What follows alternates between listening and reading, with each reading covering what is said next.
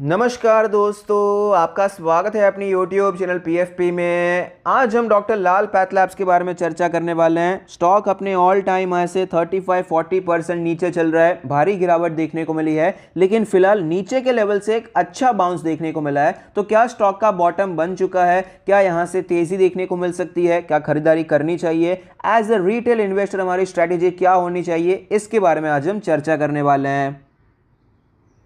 सबसे पहले कंपनी के Q3 के नंबर्स पर नजर डाल देते हैं। नेट सेल्स हमें 10% बढ़ता हुआ नजर आया ईयर ऑन ईयर बेसिस पे, लेकिन नेट प्रॉफिट में 40% की गिरावट हुई है। एबिटा 20% नीचे नजर आता है। तो क्लियरली रिजल्ट्स अच्छे देखने को नहीं मिले हैं। सेल्स तो ऊपर गया, लेकिन नेट प्रॉफिट ऑलमोस्ट 40% नीचे आ चुका है। लेकिन सिर्फ मार्जिन नीचे गए हैं इसीलिए इतनी गिरावट हुई है, ऐसा नहीं है। डॉक्टर लाल पैथलैब ने रिसेंटली सबअर्बन डायग्नोस्टिक्स को एक्वायर किया है, तो उसका जो वन टाइम खर्चा होता है वो एडजस्ट करने की वजह से हमें नेट प्रॉफिट नीचे जाता हुआ नजर आया। तो लॉन्ग टर्म के लिए तो एक्चुअली अच्छी बात हो जाती है। एक्सपांड कर रही है कंपनी। एग्जीक्यूशन रिस्क तो हमेशा रहता है, लेकिन यहाँ पर इनका जो मेन फोकस रहा है हमेशा दिल्ली एनसीआर में रहा है। तो सब अर्बन को इन्होंने जो एक्वायर कर लिया, जो डायग्नोस्टिक चेन को इन्होंने एक्वायर किया है, इससे इनका पैन इंडिया नेटवर्क भी हमें बढ़ता हुआ नजर आता है। प्रोडक्ट वाइज रेवेन्यू ब्रेकअप के बारे में बात करें तो डायग्नोस्टिक सेंटर से ही इनका रेवेन्यू आता है, बाकी कहीं से रेवेन्यू आता नहीं है। लोकेशन वाइज ब्रेकअप के बारे में बात करें तो देखिए, नॉर्थ इंडिया से 66% का रेवेन्यू आता है, वेस्ट इंडिया से 10%, साउथ इंडिया से 5%, ईस्ट इंडिया से 17% और रेस्ट ऑफ द वर्ल्ड से 2%। तो ये जो एक्विजिशन कर रहे हैं इसका मेन मोटिव ही यही है कि नॉर्थ इंडिया से यहाँ पर डिपेंडेंसी कम करनी है और बाकी जगह पे डिपेंडेंसी बढ़ानी है। और इनका जो रेगुलर एक्सपांशन है, डॉक्टर लाल पैथलैब के खुद के जो चेन्स ओपन होते जाते हैं, उससे भी हमें यही मोटिव पूरा होता हुआ नजर आता है। नंबर ऑफ डायग्नोस्टिक सेंटर्स के बारे में बात करें 229 है एज ऑफ मार्च 2021 FY21 के हिसाब से, ये आपको बढ़ते हुए नजर आए हैं। रियलाइजेशन पेशेंट के बारे में बात करें, रियलाइजेशन पर पेशेंट मतलब जो ARPU होता है, एवरेज रेवेन्यू पर यूजर, बस उसी प्रकार का है। 747 रुपीज़ पर पेशेंट हमें दिखाई पड़ता है, ये हमें स्टेबल ही रहता हुआ नजर आया है। फंडामेंटल रेशियोज के बारे में बात करें तो ROE 23% है, ROC 30% है, जो कि अपने एवरेजेस के साथ ही चल रहे हैं। नेट प्रॉफिट मार्जिन 18% है, अच्छा मार्जिन है। डेट टू इक्विटी 0 है, कंपनी पर कोई कर्जा नहीं है, ये पॉजिटिव सिचुएशन है।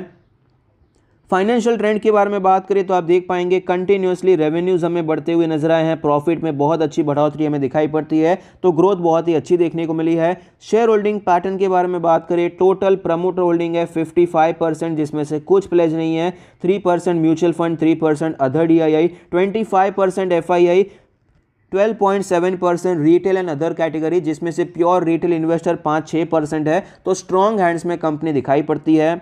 एनालिस्ट के रेटिंग के बारे में बात करें, 18 एनालिस्ट ने स्टॉक को कवर किया, जिसमें से 33% का मानना है कि स्टॉक में खरीदारी करनी चाहिए। हायर साइड पे 74% का अपसाइड है। ये जो सारे टारगेट्स होते हैं एक साल के लिए होते हैं, तो एक साल में एनालिस्ट के हिसाब से 74% का अपसाइड है। मीडियन तो करंट मार्केट प्राइस के आसपास ही है, और डाउन साइड 32% का बताया जा रहा है। जो ज़्यादातर आपको एनालिस्ट बियरिश नजर आते हैं, उसका एक रीज़न ये है कि कंपनी का वैल्यूएशन प्रीमियम चल रहा है, और दूसरा रीज़न ये है कि जो एक्विजिशन किया है, जब भी कोई कंपनी दूसरी कंपनी को एक्वायर करते हैं तो एग्जीक्यूशन रिस्क होता है। एग्जीक्यूशन रिस्क का मतलब क्या है? हमने प्लान बनाया, लेकिन प्लान जब हम एग्जीक्यूट करते हैं तो उसमें कुछ प्रॉब्लम हो सकती है, प्रैक्टिकल प्रॉब्लम्स बाद में कुछ आ सकती है जो कि हमने सोचकर नहीं रखा था, तो इसे एग्जीक्यूशन रिस्क आ जाता है। तो ये दो चीजों की वजह से ज्यादातर एनालिस्ट हमें बियरिश नजर आते हैं।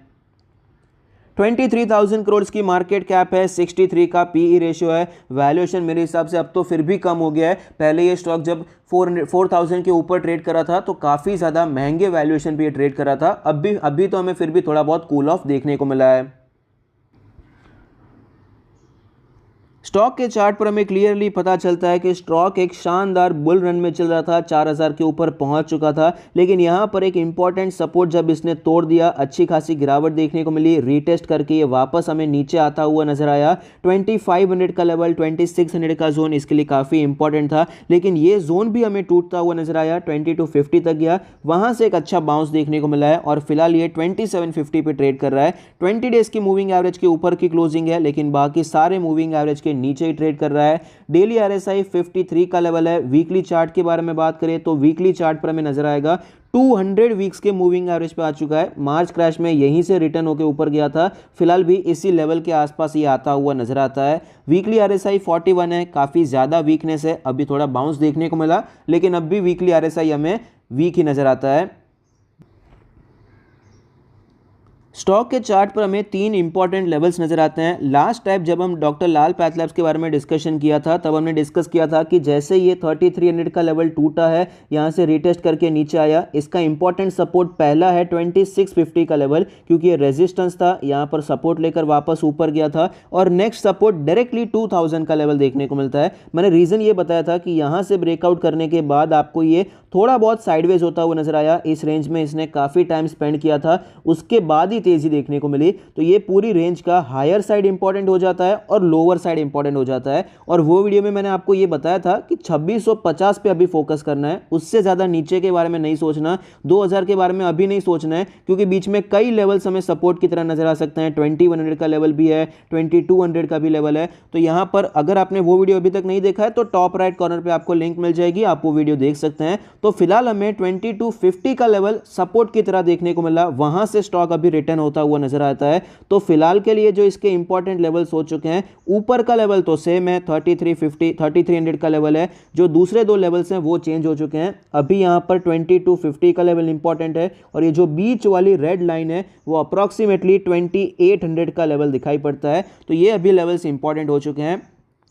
स्टॉक अभी सपोर्ट लेकर ऊपर तो आया है, अब ये 2800 के ऊपर क्लोज हो जाता है तो ये हमारा पहला सिग्नल हो जाएगा कि अभी स्टॉक का बॉटम बन चुका है, और अभी ये स्टॉक नीचे गिरेगा तो भी ये 2200 का लेवल नहीं टूटेगा, ये हमारा पहला सिग्नल हो जाएगा। लेकिन अभी तक स्टॉक ने 2800 का लेवल नहीं तोड़ा है, अब तक स्टॉक इसी रेंज में आपको दिखाई पड़ता है। एक बार ये लेवल तोड़ दे तो इसकी रेंज शिफ्ट हो जाएगी, इस रेंज में स्टॉक ट्रेड करेगा, तो वो पहला सिग्नल हो जाएगा। फिलहाल के लिए हमारी रणनीति क्या होनी चाहिए? लॉन्ग टर्म के बारे में बात करें तो मेरे हिसाब से करंट मार्केट प्राइस अच्छा है, खरीदारी कर सकते हैं। टेक्निकली यही नजर आता है कि ये रेंज है तो नीचे के साइड पे बाइंग प्रेफर करना चाहिए, लेकिन करंट मार्केट प्राइस भी अच्छा है। जो लॉन्ग टर्म इन्वेस्टर होते हैं, चार्ट से ज़्यादा आपको फंडामेंटल्स और वैल्यूएशन पे फोकस करना चाहिए। तो एक आध बार आप पहला इंस्टॉलमेंट तो क्लियरली करने के बारे में सोचा जा सकता है। अब यहाँ पर मिड टर्म के बारे में बात करें, खरीदारी करनी चाहिए नहीं करनी चाहिए? अभी मेरे हिसाब से नहीं करनी चाहिए, या तो इसको वेट करना चाहिए 2800 के ऊपर निकल जाए उसके बाद सोच सकते हैं,